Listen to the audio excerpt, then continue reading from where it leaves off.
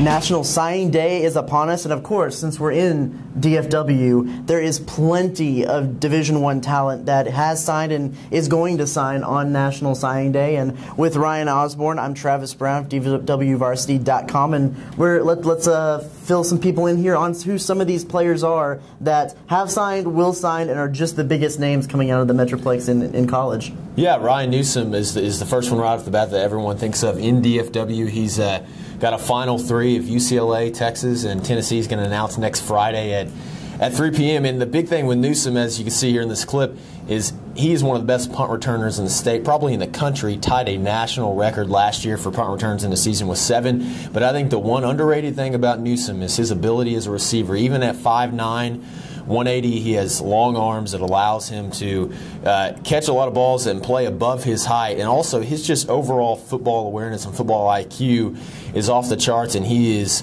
also a kid who's really bulked up since his junior year. Over the offseason, he has really kind of maxed out how strong he can get while also maintaining that speed. And his ball skills are just off the charts. I think whoever gets him is going to use him probably in a slot receiver position and also as a punt return. As you can see here, it's almost not fair. I don't know why anyone would ever punt to them, but they continue to do so, and he continued to take advantage of that during his senior season. Their coach and even Coach Buchanan, their former coach, talked a lot about his versatility and being able to do stuff from a lot of different positions. Next, we have Atooma from Keller, an offensive lineman. He is just a force. If you look out there and look at everyone else on that offensive line compared to him, he is an absolute beast with great foot skills. He can move laterally, pull well. He's a very, very agile offensive lineman for his size. But really, what sticks out to me in talking to him and his coach is he's extremely humble with all of the attention, especially in a school that hasn't gotten a whole lot of recruiting awareness and talk and hype. He's a guy that was really humble, didn't want to talk a lot, didn't talk a lot to the media, and just was really humble about the whole recruiting process. And I think that can translate to the next level. Next, we have Tony James of Arlington Bowie.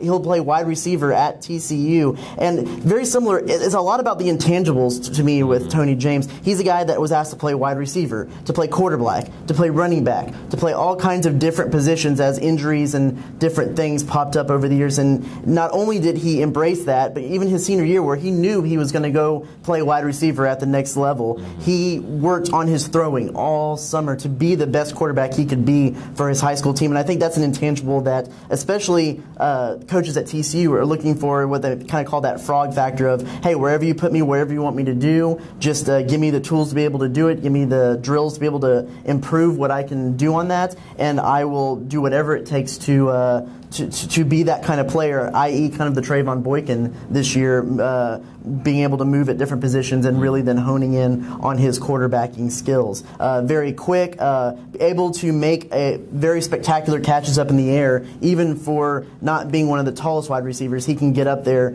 pull down catches, and we all know that TCU really likes to run those fades like they did to Josh Doxson and Colby Listenby. He'll be a great receiver, probably out of the slot, but can make the explosive play.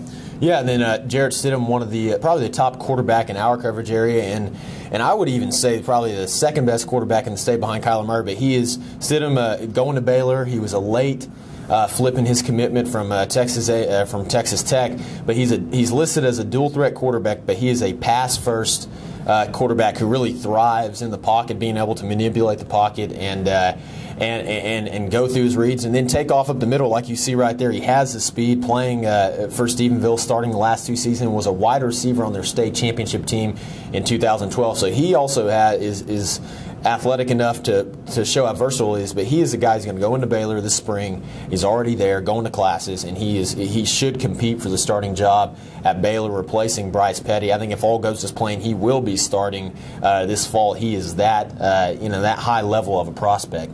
And then Taj Bakari, a Mansfield Legacy defensive tackle, committed to Oklahoma State. He's a guy that I think we're starting to see this trend in defensive tackles.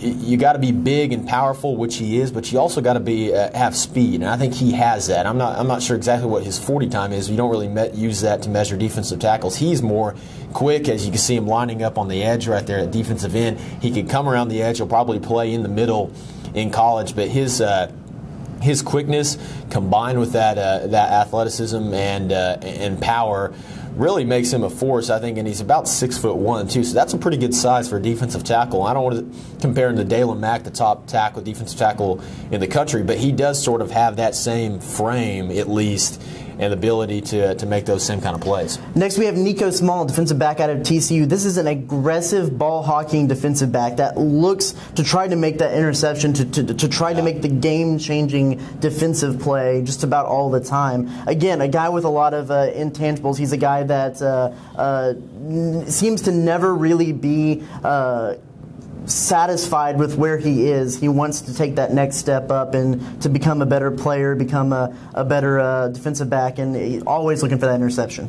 Patrick Vahe, offensive guard for Euless Trinity. He's going to Texas. He's been committed to Texas for really, I think, more than 2 years at this point. He is a road grader. He is probably one of the best offensive linemen that have come out of Trinity, and that's saying a lot because that is offensive lineman U, so to speak. I mean, they produce those guys constantly. He played up and down the line at Trinity, offensive tackle, guard, but he really does project as a guard, about 6'3", 300 pounds.